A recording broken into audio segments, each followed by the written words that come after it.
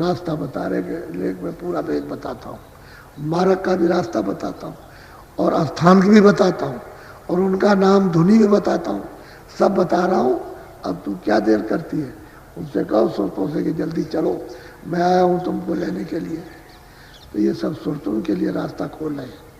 और जो पहुँच गई, जिसने प्रश्न किया वो तो पहुँच ही गई, उसने तो सब ये देख ही लिया, वो तो अपने घर में पहुँच गई। अब आपके लिए जो प्रश्न कर रही कि नई जो नए नए जो आएंगे, नई सुरतें आएंगे मनुष्य शरीर में, उनके लिए तो रास्ता बता रहे। बोलो। आगे पहुँची सो न मजार, रंकार धुन सुनी पुकार। कहते हैं कि बड़े जोर की आवाज है और वो आवाज बुला रही है। कहते हैं जब मझधार में पहुंची हूँ, मझधार कहते हैं मझधार, बीचों बीच में, कहते हैं जब वहाँ पहुंची तो आवाज बुला रही है, आओ आओ सूरत आओ, आओ सूरत। अपनी तरफ आवाज देती है। आवाजें तो सब बुला रही, लेकिन आप सुनते नहीं हो, आपने गंदगी ला रखी है इसलिए नहीं सुनने पाते। आवाजें सबकी स्थान की बुलाती है, नीचे ही से बुला रही, और बिना बुलाए तो आप खींचेंगे नहीं। एक आवाज फेंक रही है, एक आवाज खींच रही है, दो चीजें हैं, एक खींचने वाली एक फेंकने वाली। तो फेंकने वाली से तो उसने फेंक दिया, अब जो खींचने वाली उसको महात्मा जानते, उसी आवाज को पकड़ा देते कि लो तुम इसको पकड़ो, चढ़ चलो, तो वहाँ खींच रही है। अब वो पर्दा साफ होता चला जाएगा, सब पर्दा जैसे जैसे चढ़ती जाएगी पर्दा साफ होता जाएगा हर लोग का।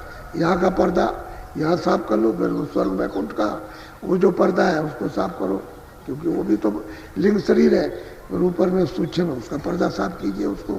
पर्दा का मतलब शरीर है, जैसे ये पर्दा ऐसे वो पर्दे तो रोशनी में भी पर्दे, उससे साफ निर्मल रोशनी उससे भी पर्दा है, और बिल्कुल साफ रोशनी है उसमें भी शरीर है, उसमें भी पर्दा है। तो बुला रही कि आओ तुम चली आओ मेरे पास।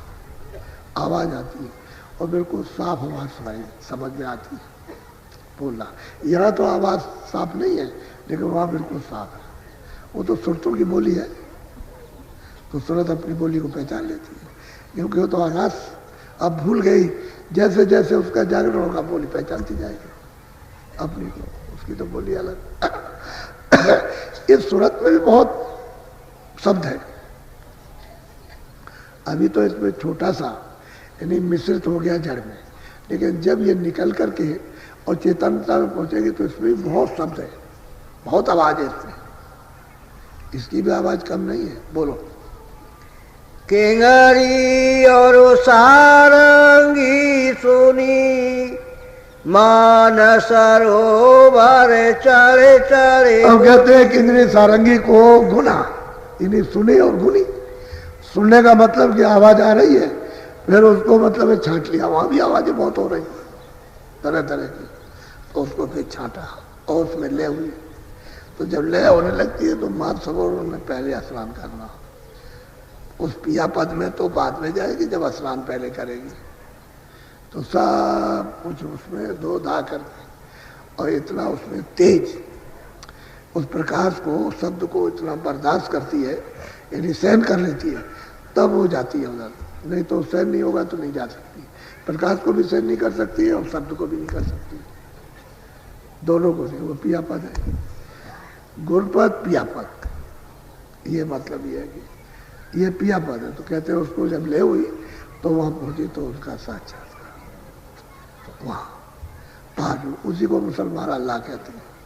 अब ये तो नमाज वमाज पढ़ते हैं, ये तो जानते भी नहीं बेचारे क्या है, जैसे वो इनमें कोई नहीं जानता,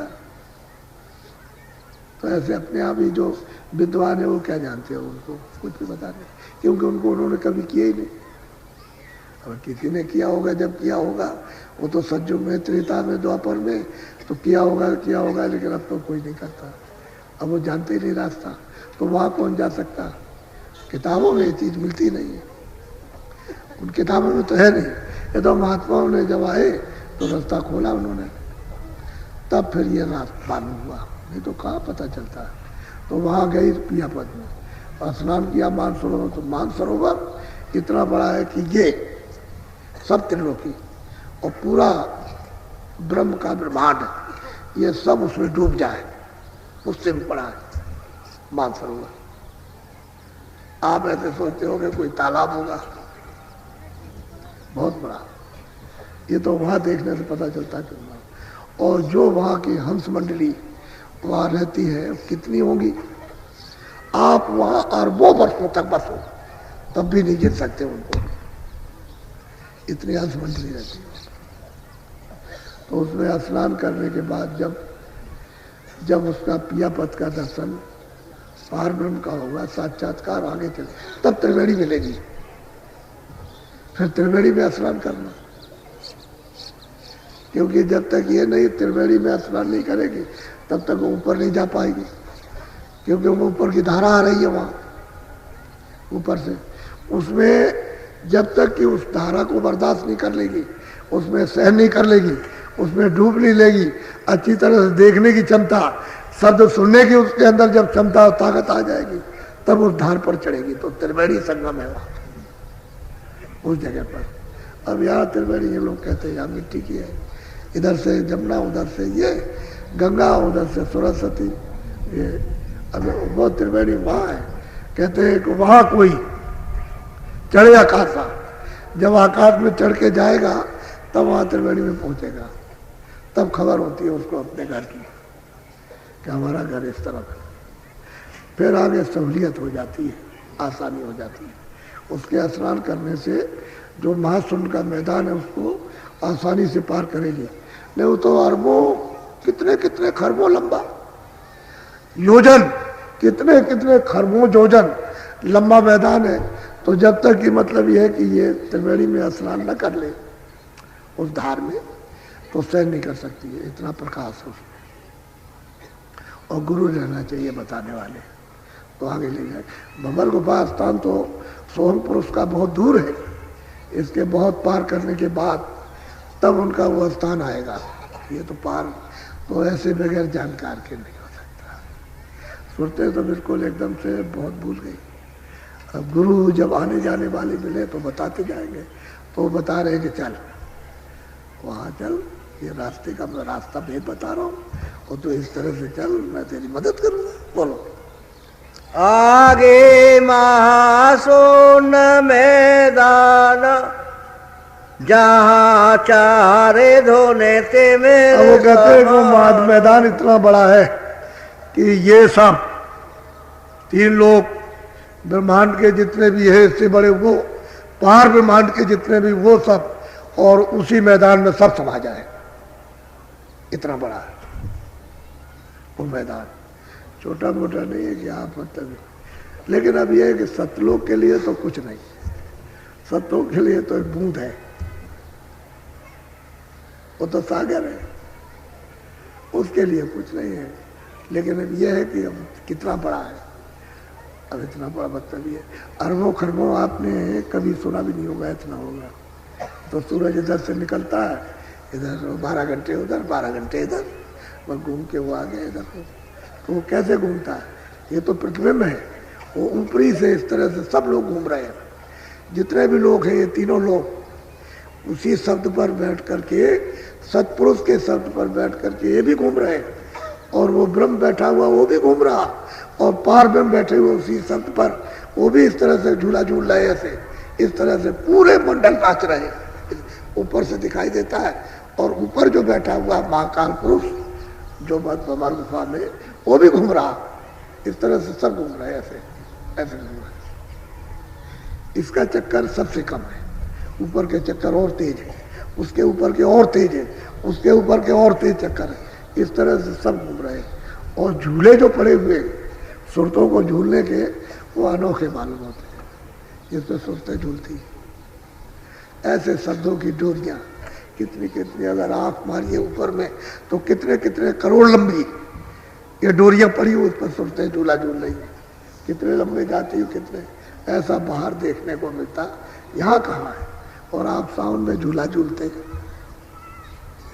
इसे पेड़ की रस्सी पर बैठ करके, लकड़ी बांध के बैठ के झूला झूलते हैं, और वो शब्दों की रस्सियां वहां पर झूला झूलते हैं, चली जाती है, फिर इधर इधर पीछे चली जाती है, उस पर झूला झूलती है। और उनके गाने बड़े अद्भुत, वो तो सुर तुम देखो एक से एक कहते हैं कि वैसे सतलोक के लिए वो तो सागर है, उसके लिए तो सब बूंदे हैं। ये त्रिलोकी भी ऊपर के जितने भी है सब, वहाँ के लिए तो कुछ नहीं, वो तो अथाह सागर है। जहाँ से सुरतों का निकास हुआ तो रास्ता बताती है कि मैदान है लंबा, इसको बगैर गुरु के कोई पार नहीं कर सकता। बोलो।